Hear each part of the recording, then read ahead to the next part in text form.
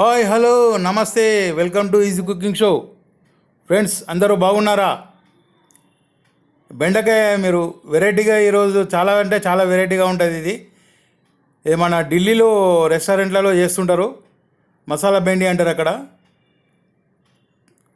చూడండి, చాలా బాగుంటుంది. నేను చేసే విధానం చూసి చేయండి. ఒక హాఫ్ కేజీ బెండకాయ తీసుకున్నాను నేను.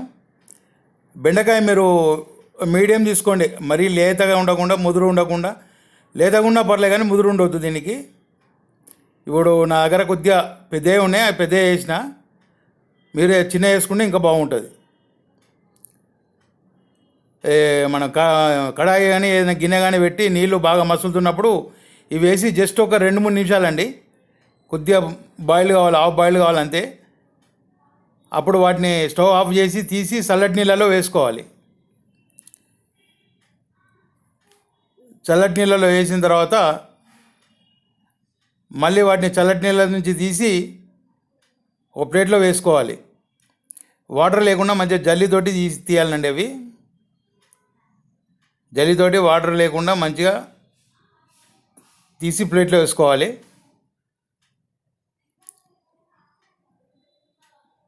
ఇప్పుడు వాటిని రెండు వైపులా కట్ చేసుకోవాలి. మొదట్లో చివరిలో రెండు వైపులా కట్ చేసుకోవాలి.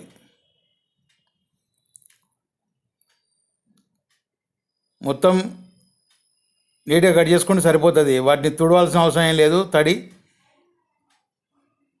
ఎందుకంటే మనం చేసే ప్రొసీజర్కు అలా తడిగా ఉన్నా ఏం కాదు. ఓకేనండి.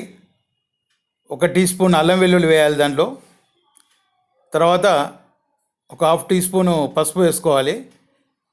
దీంట్లో కార్న్ఫ్లోర్, బియ్యం పిండి, శనగపిండి అండి, అన్నీ 2 స్పూన్లు తీసుకున్నాను. హాఫ్ కేజీకి ఒక 2 స్పూన్లు సరిపోతుంది. అవి 3 వేసిన తర్వాత ఒక 2 స్పూన్ల కారం పొడి అండి. ఇది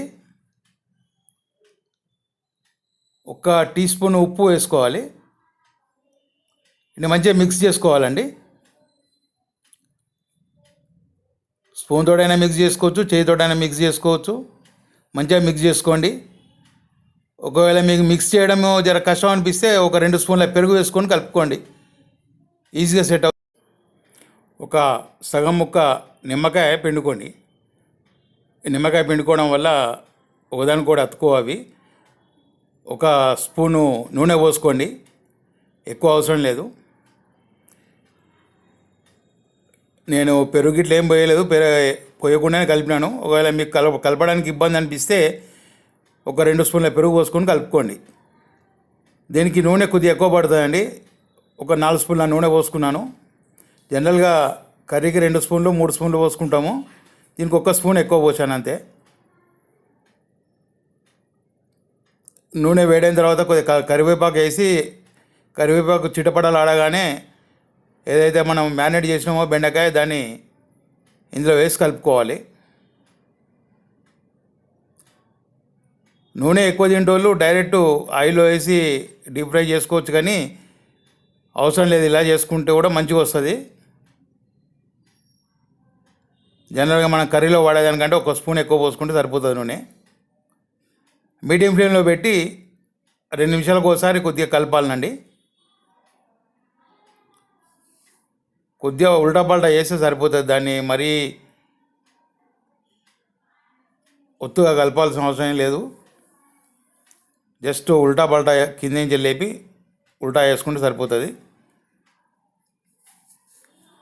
మ్యాక్సిమం ఒక 7 to 8 మినిట్స్లో సెట్ అయిపోతుందండి. లాస్ట్లో ఉప్పు చెక్ చేసుకోవాలి. వాళ్ళు ఉప్పు తక్కువ ఉన్నట్టయితే కొద్దిగా ఉప్పు వేసుకోవచ్చు. నేను ఉప్పు తక్కువ ఉంది, ఒక హాఫ్ టీ స్పూన్ వేసుకున్నాను. మళ్ళీ హాఫ్ కేజీకి 1.5 స్పూన్ పట్టింది నాకు ఉప్పు మొత్తం.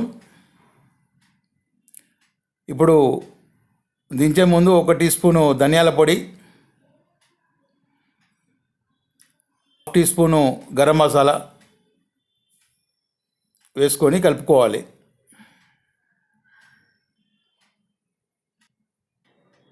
పులుపు ఇష్టపడే వాళ్ళైతే కొద్దిగా ఆమ్చూరు వేసుకొని కలుపుకోవాలి. లేకపోతే ఇట్లయినా కూడా బాగానే ఉంటుంది. ఎందుకంటే మనం ఒక సగం ముక్క నిమ్మకాయ పిండాం కదా, బాగుంటుంది.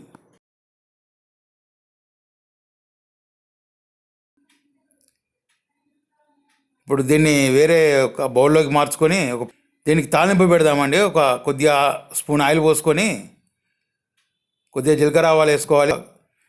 ఒక 4 వెల్లుల్లి కచ్చపెచ్చ దంచి వేసుకోవాలి.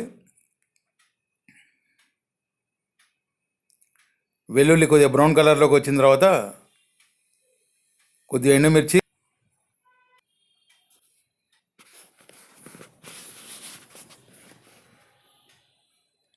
తర్వాత ఒక 1/2 టీ స్పూన్ పసుపు వేసుకోవాలి. ఇప్పుడు అది తాలింపు ఇందులో వేసుకుందామండి. సూపర్గా ఎమ్మీగా బెండకాయ ఫ్రై అండి. ఇది చాలా వెరైటీగా చేసాం. టేస్ట్ కూడా చాలా బాగుంటుంది. నేను తిన్నాను, బ్రహ్మాండంగా ఉందండి. తిన్నా కొద్దీ తినాలనిపిస్తుంటుందండి. చాలా అంటే చాలా ఎమ్మీగా టేస్ట్గా ఉంది. వీడియో చూసినందుకు చాలా థ్యాంక్స్. సబ్స్క్రైబ్ చేసుకోండి ప్లీజ్.